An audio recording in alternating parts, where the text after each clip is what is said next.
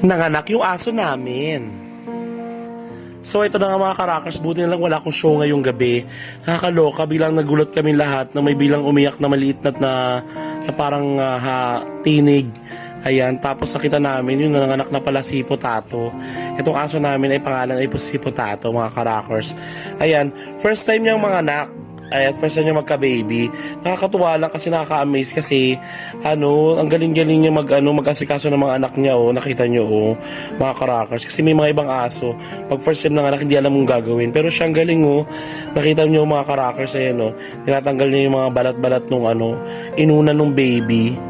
Ang galing, pati yung plastic, parang plastic, ayan, diba? Tapos, ginagalaw niya kung talagang buhay. So, ayan, nakakatuwa. Kasi first time niya mga anak, 'di ba? Ibang aso hindi marunong.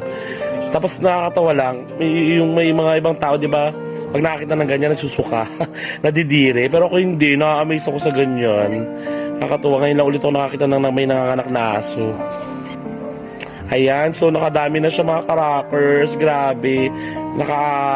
5 anak siya mga karakers. At ito nga palang salari ng tatay na yan. Ayan si Max, tutuwa. Ayan mga karakers, nakaraos na siya, kaya happy mommy dog na siya mga karakers. At mga lahi pala nito ay crossbreed. Ayan, meron siyang lahing Rottweiler, Labrador. Yun lang, salamat sa panonood. Rock the world, yeah!